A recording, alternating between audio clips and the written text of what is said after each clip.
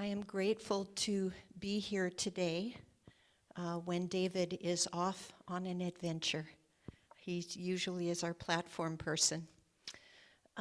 As I reflected this weekend, the literal impact of 9/11, I couldn't help but reflect on, I have the blessing of working with 7 other women and a couple of wonderful men, and Jana Stanfield, who has brought together a group of now about 24, 25 refugee students who came to Malaysia soon after the impact of the plane into the building, the Twin Towers, and all of those happenings. And so it's very near to me, that reflection when we look at what has happened in our hearts and in our minds as a result of that experience. And I know that these students, many of them from Afghanistan, come together in a spirit of love. And I am so grateful to be a part of that group. So as I think of where we've traveled from my hippie days to where we are now, and the impact of the 9/11 experience for all of us, it felt important to me to read again the lyrics to a song that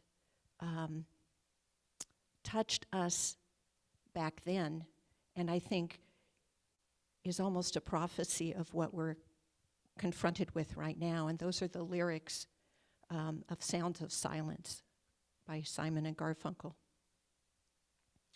Hello, darkness, my old friend. I've come to talk to you again, because a vision softly creeping let its seeds while I was sleeping, and the vision that was planted in my brain still remains within the sound of silence. In restless dreams I walk alone, narrow streets of cobbled stone. Near the halo of a street lamp, I turned my collar to the cold and damp, when my eyes were stabbed by the flash of a neon light that split the night and touched the sound of silence. And in the naked light I saw 10,000 people, maybe more. People talking without speaking. People hearing without listening. People writing songs that voices never share, and no one dared disturb the sound of silence. Fools, said I, you do not know. Silence like a cancer grows. Hear my words that I might teach you. Take my arms that I might reach you. But my words like silent raindrops fell and echoed in the sounds, in the wells of silence. And the people bowed and prayed to the neon gods they made, and the sign flashed out its warning in the words that it was forming. And the sign said, the words of the prophets are written on the subway walls and tenement halls, and whispered in the sound of silence. And I know that those same prophecies are written in the hearts of my refugee kids, so I wanted to share that with you today. And so I want to read you today's daily word of Sunday, September 12th, 2021. I open my mind and heart to receive my guidance. Sometimes I have insisted on figuring things out for myself rather than asking for anyone's help. Over the years, I have learned the value of asking for guidance and sharing what I've learned when others ask me. As we exchange ideas, we may tap into the higher wisdom that had not been apparent to either of us alone. This higher wisdom is not outside myself. It is a still a still, small voice, mine to call upon at any time. I am always able to ask for guidance to show me the way forward. I access my inner guidance by opening my mind and heart in prayer. Then I watched and I listened, remembering that divine guidance may come in a familiar way or perhaps in an unexpected way that will surprise and delight me. For as the heavens are higher than the earth, so are my ways higher than your ways, and my thoughts than your thoughts. Isaiah 55:9. So I want to remind you the power of prayer, the power of the words felt and expressed in silence. I want to remind you that we have a prayer box in the back of the sanctuary where you're welcome to drop your prayers, where they are prayed over by our chaplains before they are sent off to Unity Central. And you can also go online, and with the magic click of a button, we transcend time and space, and your prayers can also be submitted virtually. And so, Clara.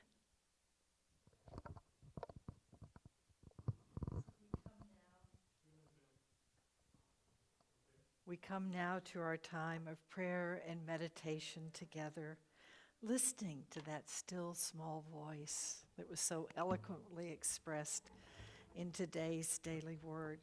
So I invite you now to settle in and allow voice and music to allow you to just surrender into the arms of the divine, like a child falling into the arms of the mother that loves it dearly and tenderly. Let us now prepare to pray and meditate as one, each in our inner sanctuary.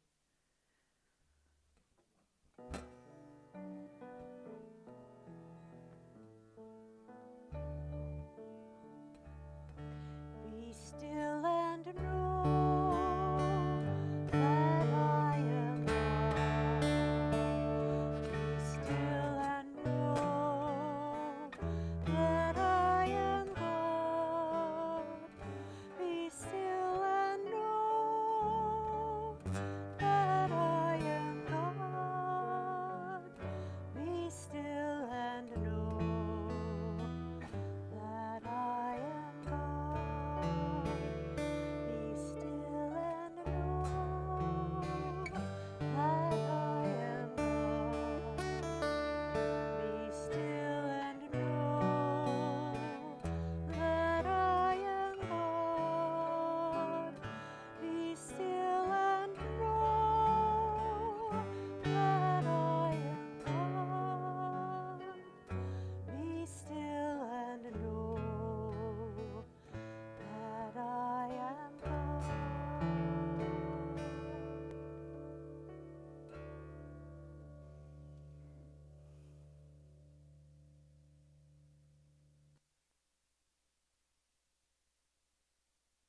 I invite you to settle into this holy moment, into this sacred space of life on the journey of your soul.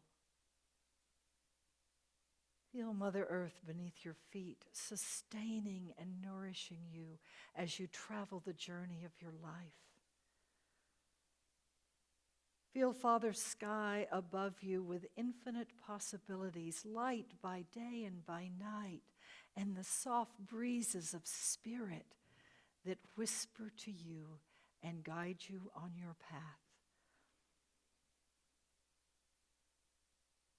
Feel the created world all around you in the myriad of forms and shapes it takes, in all of the natural kingdoms of mineral and plant and animal and humanity. Oh, an infinite world of possibilities and blessings.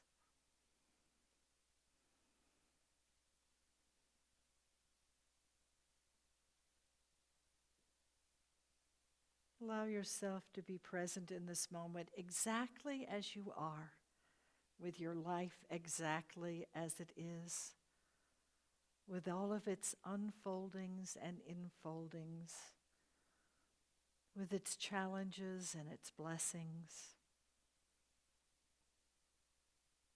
And as you do so, feel the presence of the divine literally all around you, beneath you, above you, before you, behind you, on your right, on your left, and deep in the very core of your being. There is nowhere you can journey, no experience that you can go through that the presence of God is not there with you in the very midst of whatever is happening. That was true in 9/11 20 years ago, and it's been true in this pandemic for the last year and a half. And it is ever and always true.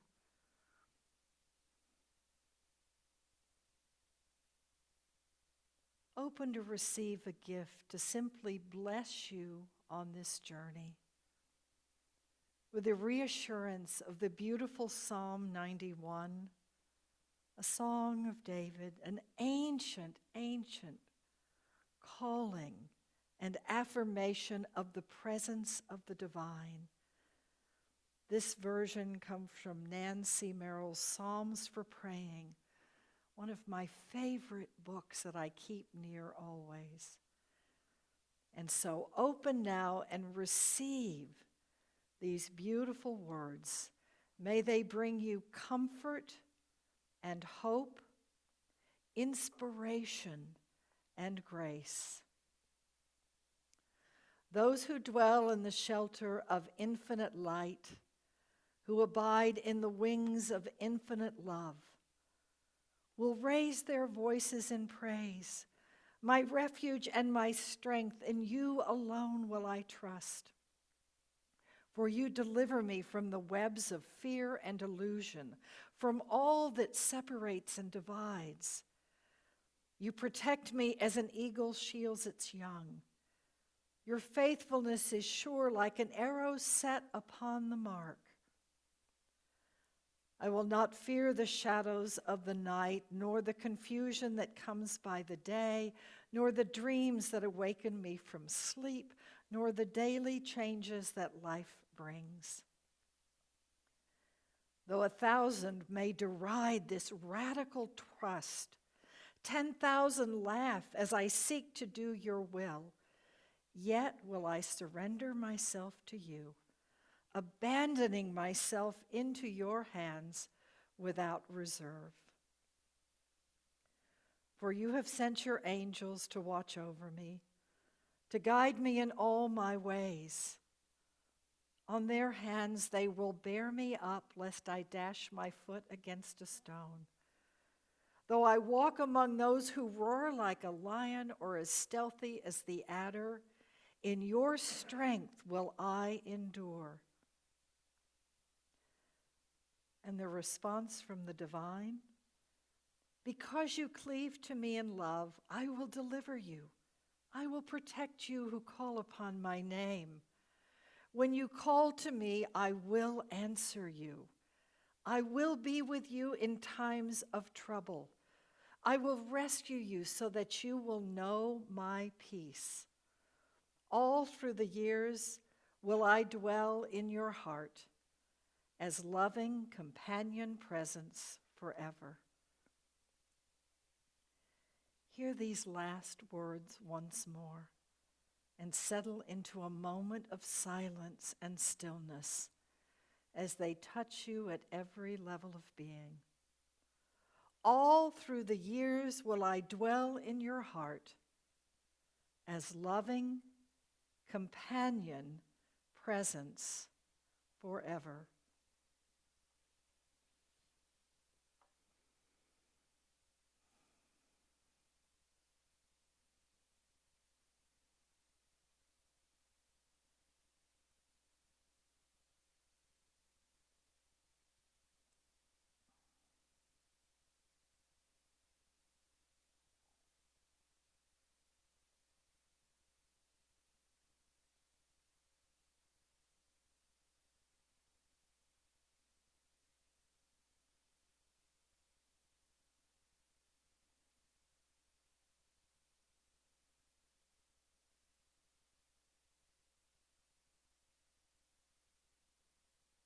And so now in this place of knowing and peace, of compassion and grace, I invite you to gather all the prayers that are yours this day for yourself and others and our world. And with a heart radiating with light and love and gratitude, pour forth these prayers into our shared world, knowing you are making a difference, bringing the presence of the divine in our midst. Let us now pray, knowing that we do so always, seeking highest and best for all.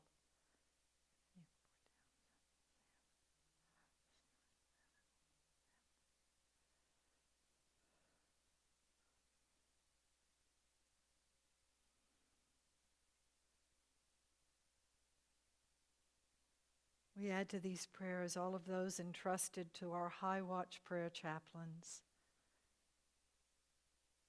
We draw near and dear in tender compassion all of the families who lost loved ones 20 years ago on September the 11th during this incredible event.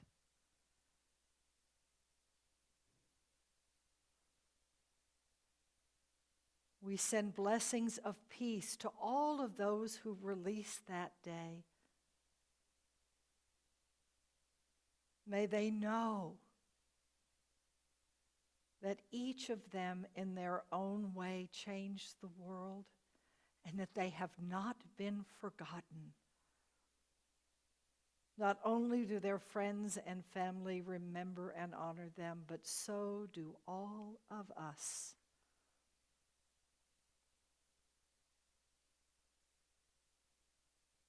And we send a balm of compassion and wisdom and forgiveness upon the woundedness out of which this emerged.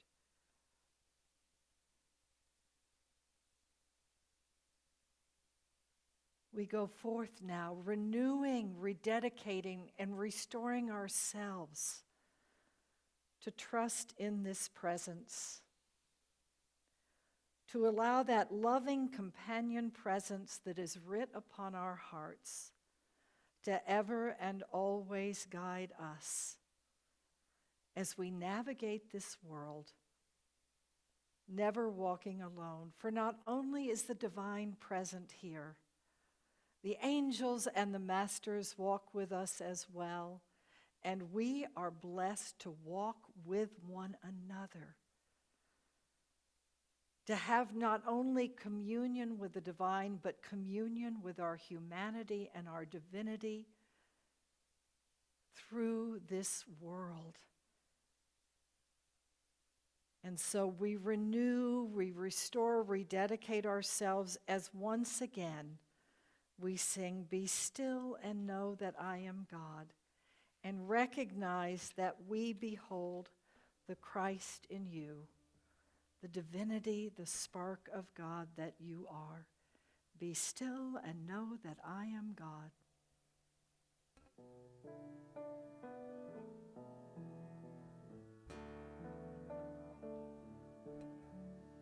Be still and know that I am God.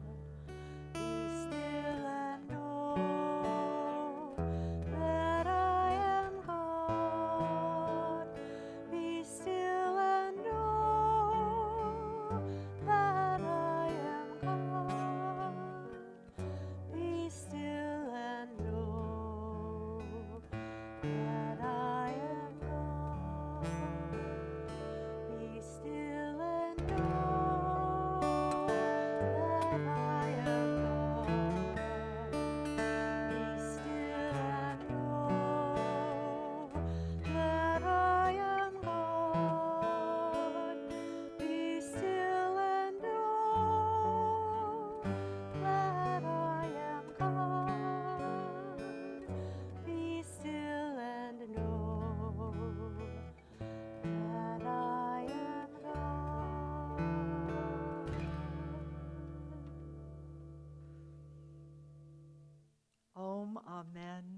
blessed be, namaste, I behold the divine in you. And now, I'm so excited, the gift of special music from beloved Michael. Good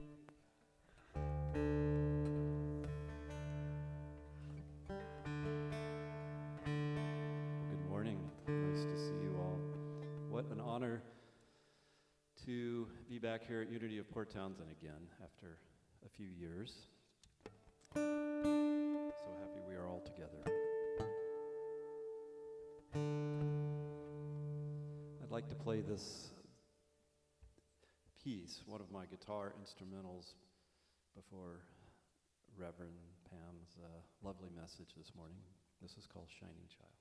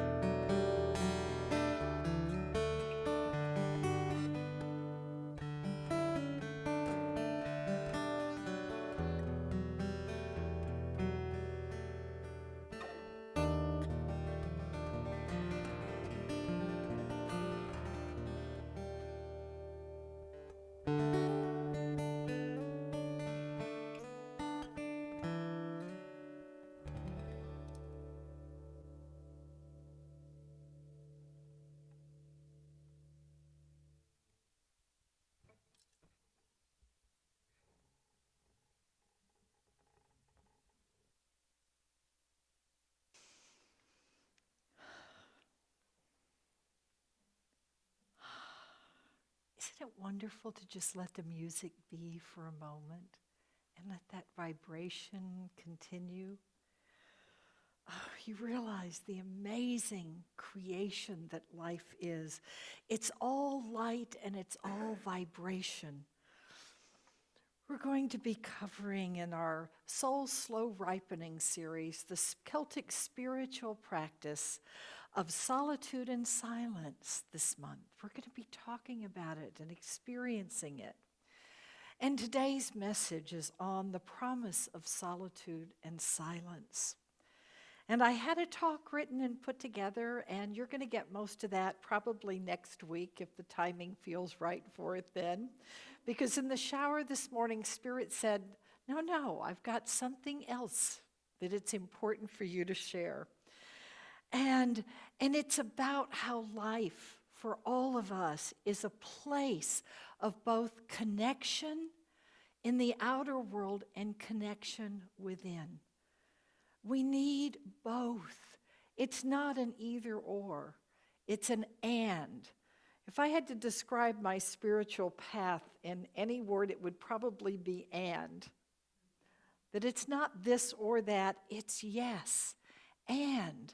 That all of creation has its gifts and its beauties. And it says in the Old Testament that nothing existed in the Hebrew scriptures, and then the divine said, let there be light. And this spark of light appeared, and out of that, all of creation was formed. The Kabbalah, the beautiful teachings of the Jewish Kabbalah speak of that portal moment when from divine possibility, this one spark lit what became our entire manifest world. Even the quantum physicists now talk about the boson-Higgs particle that is out of which creation is formed is a particle of light. And I love seeing the scientist interviewed that said, I am not religious. I don't believe in God, but I find it so interesting that in all the spiritual traditions, they talk about light and God and let there be light. And he said, I have to call this the God particle, the boson-Higgs particle. And so it's that place where life begins and then expands out. And it begins with light. When we're in the dark night of our souls, it's that little spark of light that keeps us going. And I realized a few minutes ago, Rhonda, can you go back to the light switch back on the wall? That we hadn't turned on the lights up above, our sparkly lights yet. And I was like, oh no, that was a mistake. And Spirit whispered, no, it wasn't. Because it's through all of us that the presence is made manifest. So let us all say, let there be light, and then Rhonda will turn on our lights. You ready? Let there be light. Isn't that an amazing visual image? When we go into prayer, that's what is possible. When we see the divine in our lives and in our world, that is what happens. We're told to be in the world, but not of the world. To be fully engaged and present at every level of being, and yet not to have simply that view of the world. Be in it, but not of it. Have a higher spiritual vision of possibility, of connections, of what love can look like, of how we can form peace in our world. Be in, but not of. It's this beautiful dance of and. Connect and connect. All of it of value. It's listening to that still small voice and creating the space to have that still small voice present. I found myself this week really remembering the power of centering prayer. which is a practice that I'll put the notes of it on the website, so you'll have that if you want to print them off. And on Wednesday, I'll be doing High Watch, and I'll talk a little bit about centering prayer on Wednesday as well.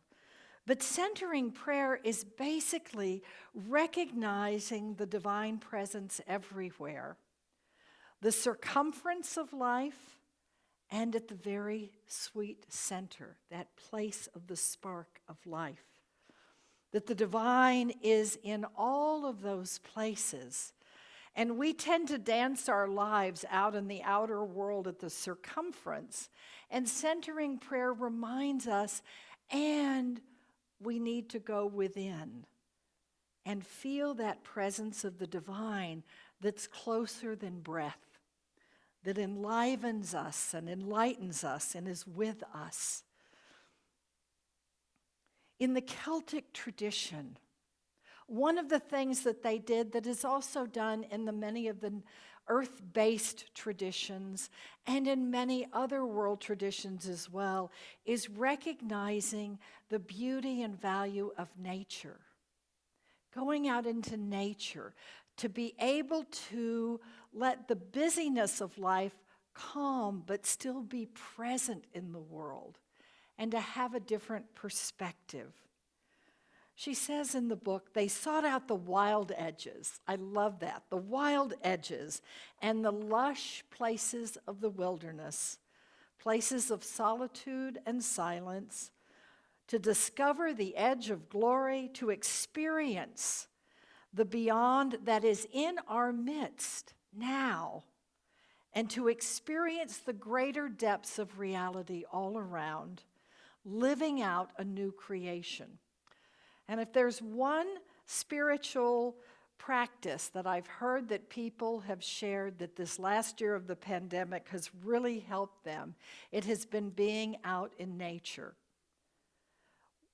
Even if it's just sitting in one's own backyard, walking through the neighborhood, going up to the mountains, into the wilderness, into the woods, out on the beach here, that in connecting with nature, when we couldn't connect with each other in the same way, we found a sense of peace and connection to something beyond ourselves. I found myself, of course, as did we all the last few days, remembering 20 years ago with the experience of 9/11. And in the midst of that tragedy, I feel incredibly blessed in that I saw, as the buildings fell, this tower of light that emerged and went up, and it was filled with dancing souls and with spiritual presences that were helping them and carrying them and uniting with them, going up into the greater light. I was blessed to hear someone talk about how it was the strangest thing that the firefighters going up into the building had these incredibly blue eyes, clear blue eyes, and they all just were young and healthy, but it was their radiant blue eyes that just stunned her. Dorothy Curtis was my first Unity minister, and she studied angels at depth. And she said the sign, I remember vividly her telling me in her office one time, one of the signs that the angels have become embodied in our midst is they have incredibly bright blue eyes. And I went, that divine presence was with those firefighters as they were running up into the building. And their bodies were already infilled with those spiritual presences that would lift them up into the light. Did that make it any less tragic or sad? No. My heart broke, as all of ours did. But in that moment, it was this beautiful reminder of that spark of light even in the deepest of all darkness. This was a time of creation collectively and individually, where we got called out into the world in new ways. Our circumference expanded with 9/11. We literally were out in the streets. People became channels of the divine as they helped one another, as they took strangers in, as they ran down to provide care for those who were fleeing the falling buildings. I was touched to watch on the internet people praying for us literally all around the world. Everywhere. They had these little boxes. It was before the technology we have now, but I sat there and watched for an hour in tears. All of the prayers sent our way from all over the world. And in this country, the interfaith movement that I was already a part of grew exponentially. And even my own brother-in-law, who was Egyptian, was Muslim and very prejudiced against our Jewish brothers and sisters, was invited by his imam to come to a service that was being done that night with the mosque, with the synagogue, and with the Christian church right down the street. He didn't want to go, but he did, because his imam said, "You will be here." And I'll never forget talking to him afterwards. He said, "Oh my gosh," he said, "their prayers were beautiful too. Those were kind and lovely people."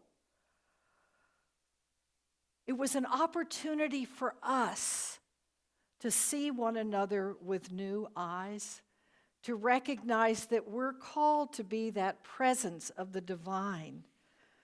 In the midst of all of that division and anger and grief, was this new sense of unity and of possibility.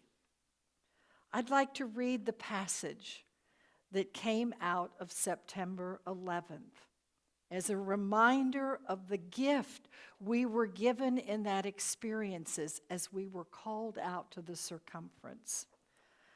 As soot and dirt and ash rained down, we became one color. As we carried each other down the stairs of burning buildings, we became one class. As we lit candles of waiting and hope, we became one generation. As firefighters and police officers fought their way into the inferno, we became one gender. As we fell to our knees in prayers for strength, we became one faith. As we whispered or shouted words of encouragement, we spoke one language. As we gave our blood in lines a mile long, we became one body. As we mourned together the great loss, we became one family. As we cried tears of grief and loss, we became one soul. As we tell with pride the sacrifice of heroes, we became one people. We are one class, one color, one generation, one gender, one faith, one language, one body, one family, one soul, one people. We are the power of one, henceforth and forever.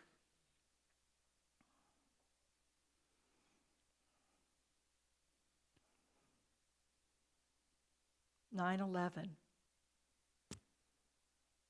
And I read those words again this week, and I was like, oh my gosh, how far away from that vision have we strayed in so many ways. I don't think I remember things, even back in the 60s, being quite as disagreeable and anger promoting as what we've been dealing with. But it was anger and misunderstanding, not hearing one another, that was what eventually created 9/11. And so we've got an opportunity now to learn to listen again. Only this time, we're doing it from a slightly different perspective. What I realize is 9/11 called us out into the world. The pandemic, COVID, did just the opposite. It called us into our homes.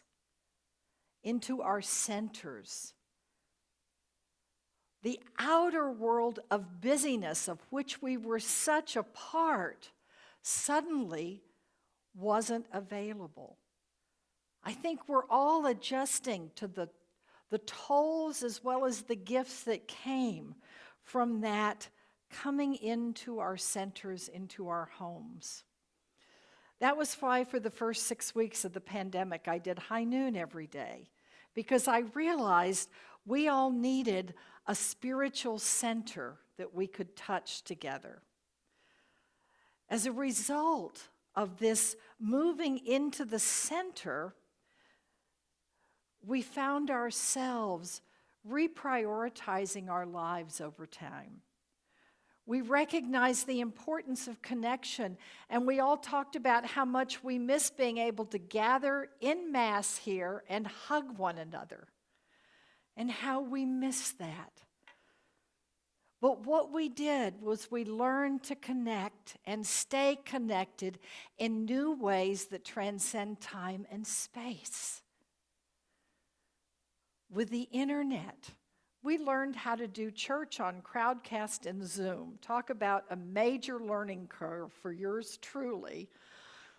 And for all of us, it called us to say, if this connection is important, how do you create it, even when the old channels are no longer there? We realized in prayer nothing can ever separate us from the divine or from one another. We have extreme divisions out there, but we are also learning to connect to each other in new and profound ways. We have people online that join us here at Unity from England and Europe and all over the place, all over the country now. We're connected in new and powerful ways.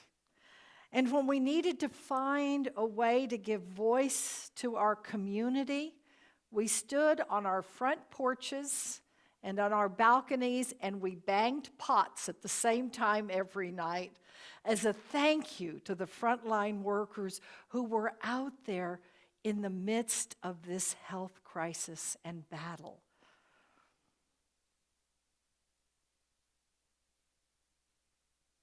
We spent more time in prayer. One of the practices I had encouraged all of us to do is when you were praying or watching television and someone drew your attention, send them a prayer. And don't be surprised if it's someone who thinks differently than you do. Send them a prayer. Connect in that place of center. We found our divinity and our humanity and our oneness out at the periphery with 9/11. With the pandemic, we're finding it at center. And from that, most of us are reprioritizing our lives. What do we want to do with our time, talent, treasure, our energies? How do we want to be present in the world for our family and for our friends? What is it that is most important for each of us? This is a piece that came out the very first weekend we were in lockdown.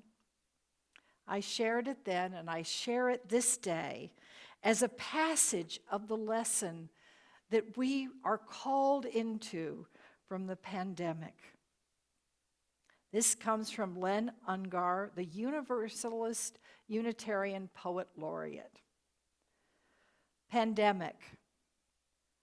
What if you thought of it as the Jews considered the Sabbath, the most sacred of times? Cease from travel, cease from buying and selling. Give up, just for now, on trying to make the world different than it is.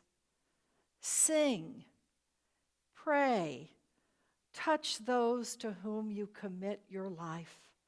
Center down. And when your body has become still, reach out with your heart. Know that we are connected in ways that are terrifying and beautiful. You could hardly deny it now. Know that our lives are surely in one another's hands. Surely that has become clear. Do not reach out with your hands, reach out with your heart. Reach out with your words. Reach out all the tendrils of compassion that move invisibly where we cannot touch.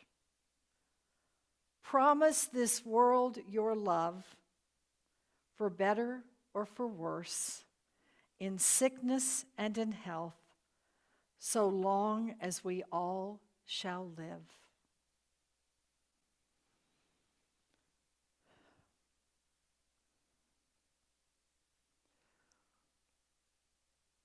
Gifts from two great challenges, and they match centering prayer so perfectly, being present at center and at circumference, the divine equally present in all of those places. Creation begins at that point of silence and stillness in the center and then radiates out as vibration. The word in Hebrew that is spoken with "let there be light" is not God said, "let there be light." Rather, it is the divine chanted or sang the world into being. Energy, vibration. All of us in this time right now are called to be centers of peace and love and compassion in the midst of a very stormy world. We know and learned how to reach out during 9/11. How many of the messages yesterday spoke of the oneness and unity that we felt? It hasn't gone away. We haven't lost the capacity for it. We are being called to learn to do it in another way as well. Jean Houston says love is evolutionary energy par excellence. Love is what calls us out of ourselves and into the world, and love is what calls us back to center and to the divine. And so creation is both silence and radiating vibrations, and we are each made in the image and likeness of the divine. And so I invite you to recognize that this experience we've been having together for the last year and a half continues to be incredibly challenging. From week to week, I'm not sure if we're going to have to no longer have people in the building. But the one thing I know is that the divine is with us. I was blessed to learn that as I worked with severely multi-handicapped children and their families. I saw it again as a nurse working in the intensive care and in the emergency room. I saw it as a hospital chaplain, and I've seen it over and over all the time as a unity minister. In the midst of this world, no matter how dark it may seem, touch center and chant, "Let there be light, let there be light, let there be light." And you will see it, and you will be it. And that is probably the truest calling of your soul and why you've been sent to this time and this place in not only your own soul's evolution, but in our global evolution as one. Thank you for having the courage and the faith to take embodied form during this wild time. I cannot imagine doing this if each and every one of you was not walking beside me, because when I look at you, I see the divine presence in an amazing and wonderful form, and I am grateful beyond words. Let us pray. Oh, let us just open for a moment to the light, to love, to compassion and wisdom. Let us feel it at center and radiate it out. Let us feel others sending us blessings, and let's gather that love and those prayers to us near and dear as we return to center. You are both blessed and blessing. Go forth in the knowledge of this. Let there be light in our world and in each of our hearts. And so it is. Om, amen, and blessed be. And now, another piece of special inspirational music with our beloved Michael.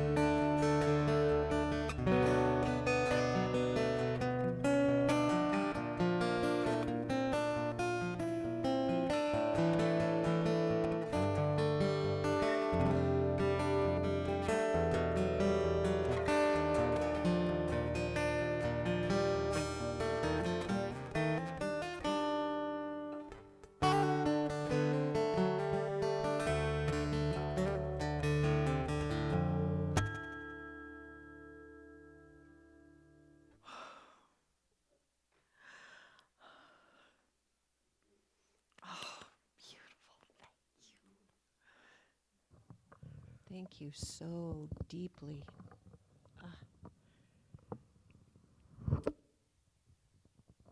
So now it's the time in our service where we have the opportunity to contribute our gifts, whether through time, talents, but this opportunity is through treasures, and that was definitely a time, talent, treasure.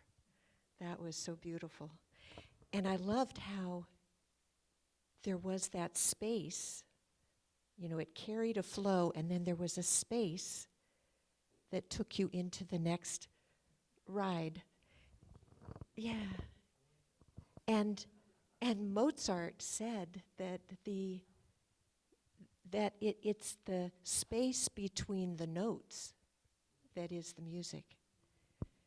So I'm deeply grateful, and hopefully that will be an inspiration to each of you to contribute in the ways that you can. Without building the foundation of our house here, we don't have the strength to carry our time and our talents in other ways. And so I hope you let that be an inspiration to contribute in the ways that you can. And so if, Clara, you would gift us with your talents and treasures as we share ours.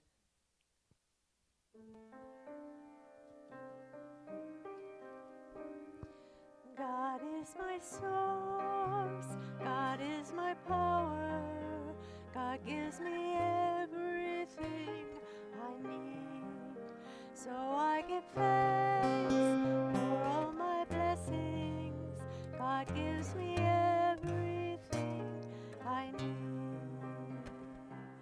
God is my source, God is my power, God gives me everything I need. So I give thanks for all my blessings, God gives me everything I need. God is my source, God is my power, God gives me everything I need. So I give thanks for all my blessings, God gives me everything I need. God gives me everything I need. God gives me everything I need. And I'm grateful to everyone who at home is pushing the magic button. Yes, thank you. Dear God, dear power, dear source, energy, dear space between the notes, we are grateful to use all of these blessings to spread them far and wide within our community and beyond, so that we feel gifted what circles all around back into our own hearts. And we are grateful, and so it is. So it is. All right. And Rhonda's getting ready to do announcements. And before she does that, I want to share two big things to say thank you, God, for. First of all, these exquisite flowers. Yes. Aren't those amazing from Laurel and Glenn's garden? If you don't believe in divine creation, one look at that will convince you, I have no doubt. And the other thing that we are in profound gratitude for is that the McKee House is now under contract. We had 5 offers to choose from. Wow. And what is wonderful and shouldn't be amazing, but still makes me like a kid and amazed, is that the offer that we got is exactly what we were holding and praying for. At every level of the offer, all of the details of it were exactly what we prayed for. And we'll give you the details later. Keep holding in prayer. It's supposed to close within the next 2 weeks. And so we are in such gratitude to Michael for gifting us with that, to Lane and Bianca and the whole team, transforming it from what it was into what it could be, that became a new home for someone. So we are so grateful. Your prayers worked as I knew they would, and continue to hold this in gratitude that we are blessed. Yeah, and I want to just express my gratitude that we have an in-house angel for real estate stuff, Teresa Yes, Goldsmith. oh, Teresa. So, because Yes. she is the reason we're sitting here today in this magic She is, place. yeah. So, Teresa was the one that saw when the sign went up out front and called me. And she has shepherded us through this and is continuing to do so. The listing was gorgeous. Thank you, Teresa. yes. So I will read our announcements, which are always also present on our website. But just to remind you that you can go to unitypt.org for updates, calendar inspiration, et cetera, and to submit your donations as well as your prayers.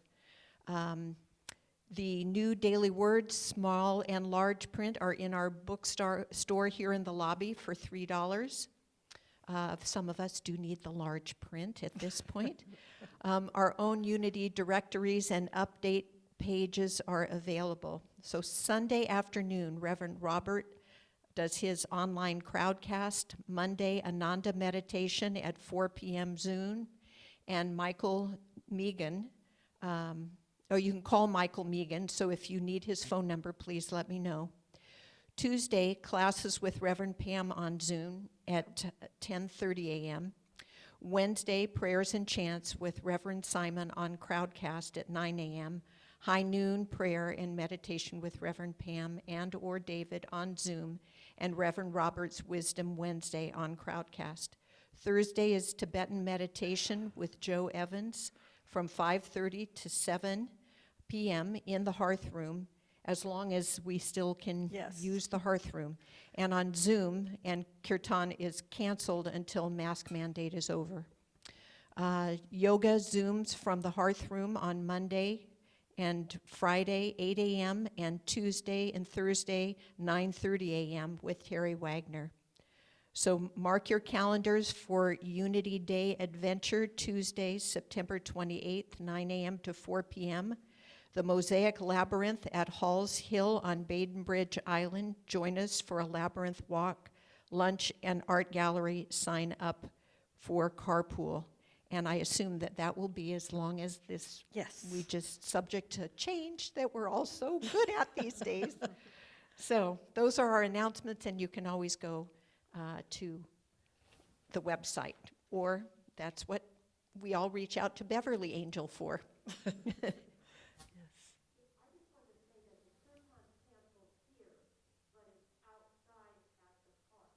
Oh, it's outside at the park.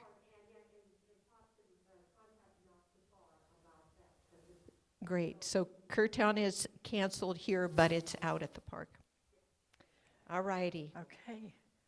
So That's it. Yes, there is peace on earth. So do you want to stand for the peace song? We don't circle, but please Sure. rise. stand. Stand as the embodiment of the light in song. Yes, there is peace on earth, and yes, it begins with me. Yes, there is peace on earth, the peace that was meant to be.